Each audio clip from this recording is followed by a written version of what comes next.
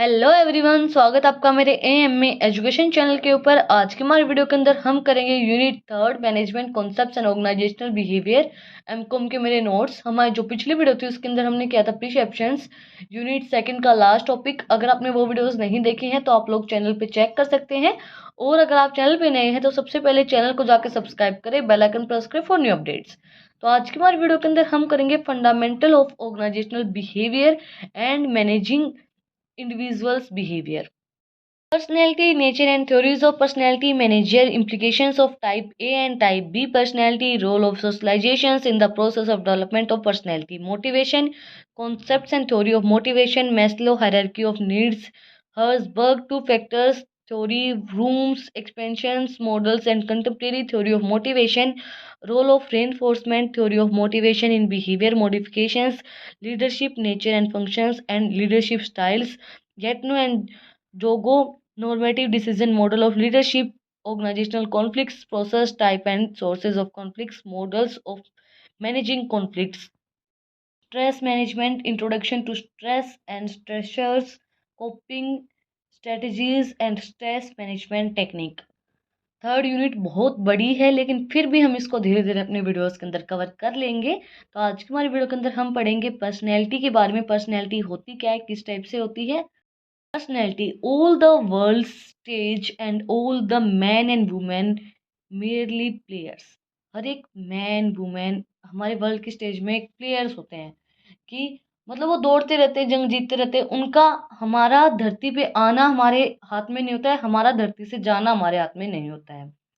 Development of personality, the stage approach of personality develops in the theoretical whereas the determinations based approach is impression in nature.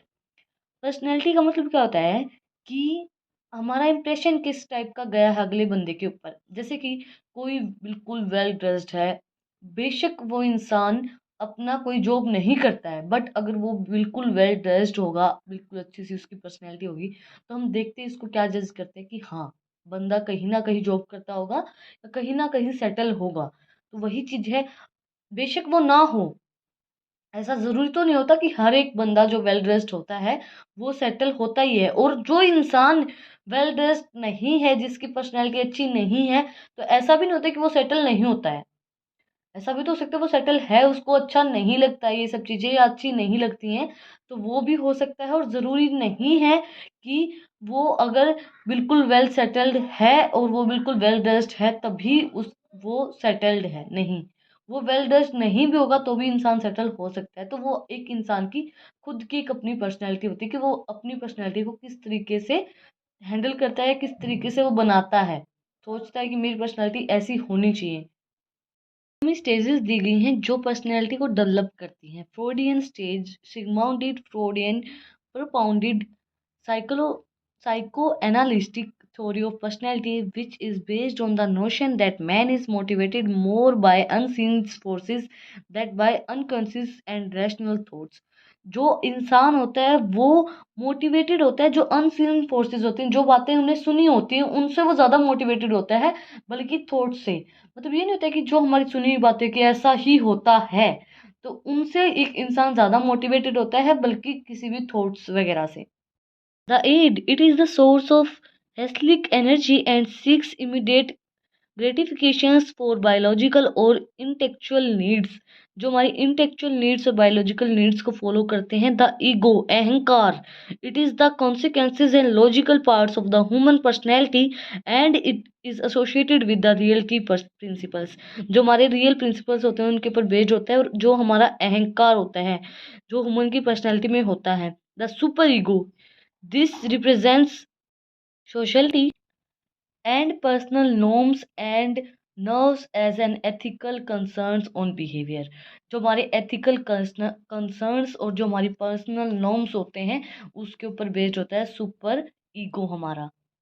Second stage हमारी erection stage.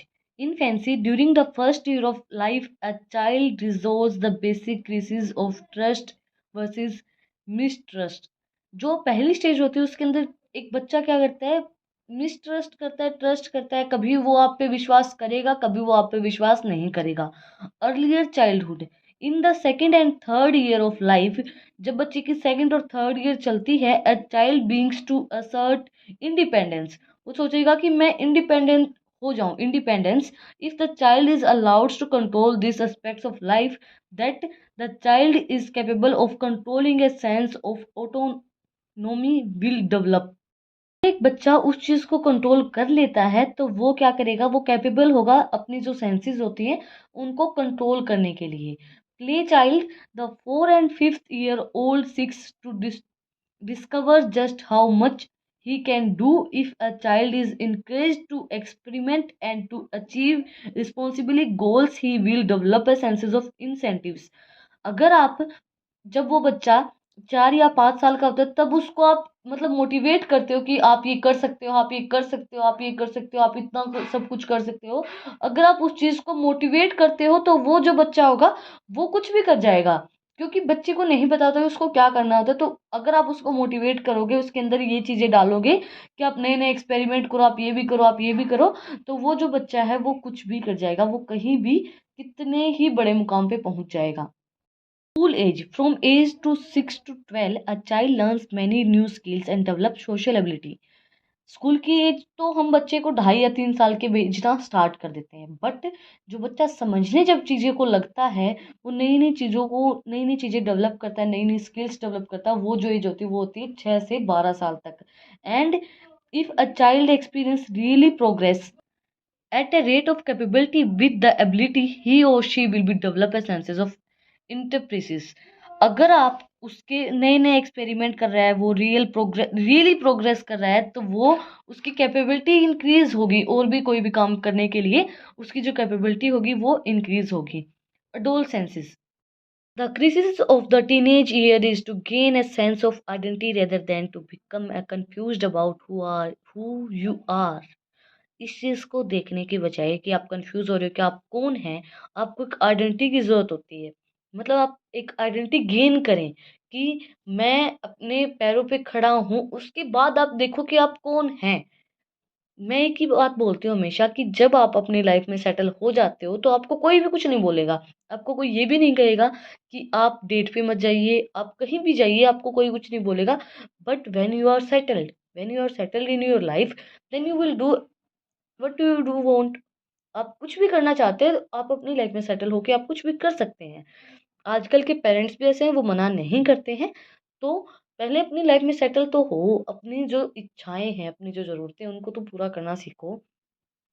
Earlier adulthood, the young adult during the 20th phase, the crisis of intimacy, various इज़ोल्यूशंस होते हैं उसको, मतलब ये सोचता है कि मैं ऐसा हूँ, मैं ही हूँ। मतलब एक इंसान के अंदर ये नहीं होता है कि बच्चा जब 12th क्लास में होता है, 10th 12th क्लास में जब होता है, तो उसके अंदर ये आते हैं कि सब गलत है, मेरे पेरेंट्स भी गलत हैं, सब कुछ गलत है, मेरे रिलेटिव्स भी गलत है, मैं सही हूँ, मैं ही हूँ।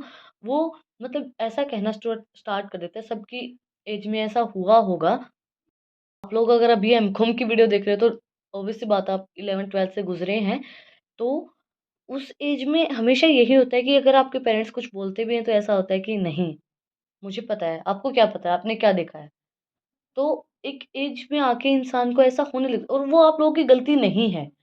वो जो आपके हार्मोन्स चेंज हो रहे हैं उनकी गलती है, आपकी गलती नहीं है। उस टाइम पे अगर पेरेंट्स आपके दोस्त बन जाते हैं तो बहुत अच्छी बात है, आप लोग कुछ भी गलत नहीं करोगे कभी भी ऐसा। और अगर वो नहीं बनते तो थोड़ी बहुत नादानी बच्चे के साथ हो जाती है। बट क्या होता है कि मतलब आती है ये चीज़ कि हाँ, आपको क्या पता है, मेरे को पता है, आपको नहीं पता। तो वही चीज़ होती है। उसके बाद है adulthood, during the stage the adults face the crisis of generative various self absorption, self absorbed person never developed an ability to look beyond themselves। Adult की वो स्टेज होती है जिसके अंदर हम अपने सेल्फ को ऑब्जर्व करते हैं, सेल्फ ऑब्जर्वेशंस होती हैं कि हम क्या कर रहे हैं। भाई अब हमारी लाइफ के साथ हम क्या कर रहे हैं, हम अपनी लाइफ के साथ गलत करें सही करें, हम अपनी लाइफ के डिसीजन लेने स्टार्ट कर देते हैं कि हमें ऐसा करना चाहिए, हमें ऐसा करना चाहिए। फॉर एग्जाम्पल आपने 12th पास आउट की है, तो आप डिसीजन लेने लगोगे कि मुझे बीबीए करनी है, बीकॉम करनी है, सीए करनी है, पीओ की तैयारी करनी है, जो भी करना है वो हम अपनी डिसीजंस लेने स्टार्ट कर देते हैं। तो उसके अंदर आप अपनी एबिलिटी को देखते हो, बियॉन्ड देम सेल्फ आप अपनी एबिलिटी चेक करते हो कि आपको क्या आता है और आप क्या कर सकते हैं। सेल्फ को ऑब्जर्व करते हो। Mature adulthood, the person is developed as a highly mature person. जो पर्सन होता है वो हाईली मैच्योर होता है, वो बहुत ज़्यादा मैच्योर हो चुका होता है। He has gained a senses of wisdoms and preservative that then can really guide the younger generation. जो आपकी यंगर जनरेशन को गाइड कर सकता है वो पहले ही प्री मैच्योर हो गया है। मतलब उसको उन चीज़ों की, जैसे ये नहीं बोलते कि मैंने 20 साल की उम्र में 40 साल का एक्सपीरियंस ले लिया है, मैंने लोगों को देखा है, मैंने सीखा है, तो वो पहले ही उन चीज़ों से मैच्योर हो गया है।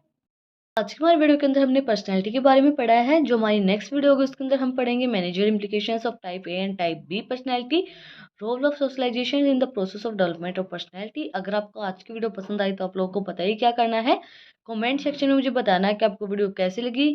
और कोई भी डाउट है तो वो भी आप लोग कमेंट सेक्शन में मुझसे पूछ सकते हैं। फिर मिलते हैं एक नई वीडियो के साथ, एक नए टॉपिक के साथ। Thank you for watching my video.